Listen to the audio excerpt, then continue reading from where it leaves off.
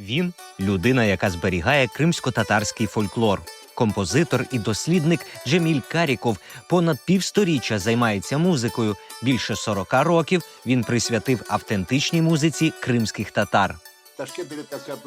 Я закінчив Ташкентську державну консерваторію за напрямком композитор. І до сьогодні займаюсь кримсько-татарською музикою. Роблю все, що від мене залежить. У доробку заслуженого діяча мистецтв України понад 16 збірок традиційної музики. Збірка для фортепіано, для струнного квартету, твори для співу та піано. Також видав збірку ханського періоду. Це інструментальні твори. Вона була презентована в Криму. Та ще одна цікава книга – «Кримсько-татарські іляхи» – релігійні піснеспіви. Восени 2025 року композитор презентував антологію «Музика кримської землі». У 2004 році я створив ансамбль традиційної музики «Макам», яким я керував.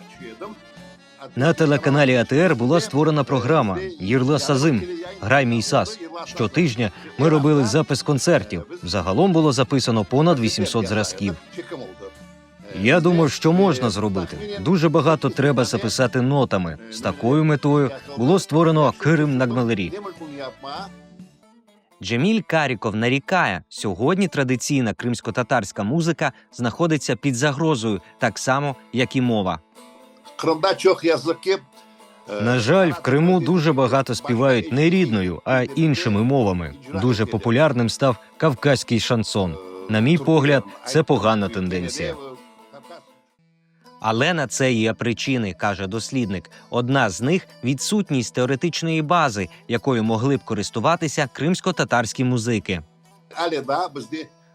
На жаль, ми досі не маємо якісного підручника з теорії кримсько-татарської музики. Сподіваюсь, в майбутньому ми побачимо таку книгу, завдяки якій наші молоді виконавці, композитори матимуть можливість вивчати традиційну музику. Наразі Джеміль Каріков вимушений жити у Львові. Тут він працює в органному залі, де двічі на місяць проходять концерти кримсько-татарської музики. Нас визнано корінним народом в Україні, в Криму. Тут є великий інтерес до нас. Сподіваюсь, цей інтерес збережеться і у майбутньому. Композитор зазначає, кримсько-татарські пісні на концертах у Львові почути можна і у виконанні українців. Студенти Львівської музичної академії, українці, виконали 15-17 творів нашою рідною мовою. Це було дуже гарно. Львівська громада дуже тепло сприйняла це. Однією з найбільших мрій Джеміля Карікова є створення Кримсько-татарської національної музичної школи, та бачить він її лише у вільному Криму.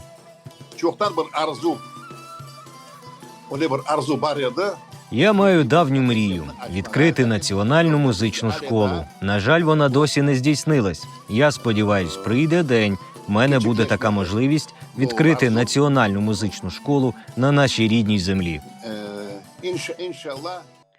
Джеміль Каріков перебуває далеко від батьківщини, але всі його думки про Крим. Він продовжує досліджувати і відновлювати музику свого народу та вірить, одного дня ці мелодії знову вільно звучатимуть там, де вони народились.